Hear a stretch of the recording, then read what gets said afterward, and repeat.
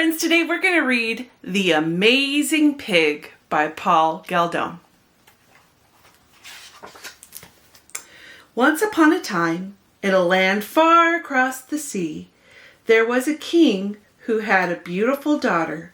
One day this king let it be known to the entire country that he would give the princess in marriage to any man who told him something he could not believe.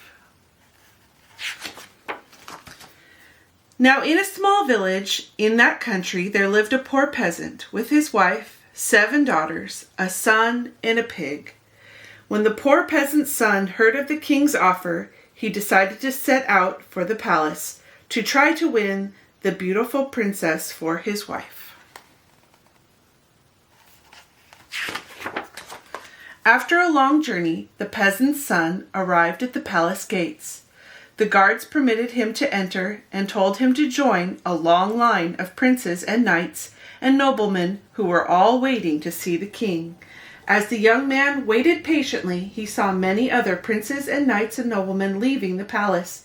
They all looked very disappointed.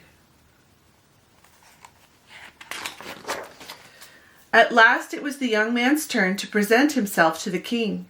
He stood before the king's throne, bowed deeply, and said, "Good day, your majesty."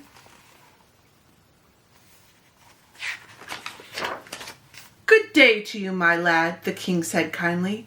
"Why have you come to see me?" "I would like to marry your beautiful daughter, if you please, your majesty." "I'm sure you would," said the king. "But can you support a wife?" "Oh, yes, your majesty, I could support her very well. You see, your highness, my father has a pig." "Indeed, I believe you." "He's an amazing pig, your majesty. Ever since I can remember, he has provided for my father and my mother and my 7 sisters and me." "I believe you," said the king. "He gives us as much milk every morning as a cow." "I believe you," said the king. "And, your majesty, he lays the most delicious eggs for our breakfast." "I believe you," said the king. "Every day my father cuts slices of bacon from his side, and the next morning it's all grown back again." "I believe you," said the king, and he smiled. "And, your majesty, on rainy days, when he sits on the riverbank and catches a whole string of fish for us." "I believe you," says the king. "One day, the pig disappeared," said the peasant's son. "We looked for him high and low, but we couldn't find him anywhere." "You must have been very worried," said the king. "Oh, we were, but at last we found him in the pantry. He was catching mice." "I believe you," said the king. "From what you tell me, he's a very clever pig." "My father sends him to town almost every day to do errands for him." "I believe you," says the king.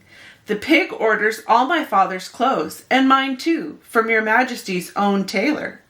"I believe you," said the king. "And he pays for everything with the gold he finds on the road." "I believe you," says the king.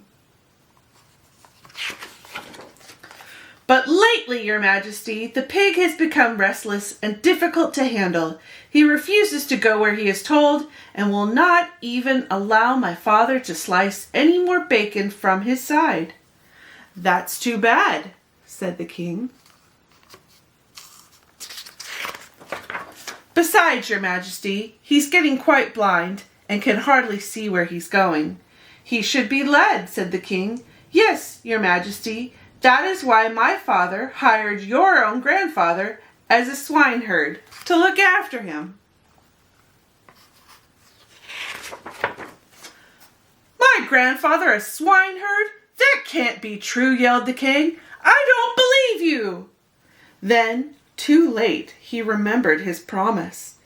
What could he do but allow his beautiful daughter, the princess, to marry the peasant's son?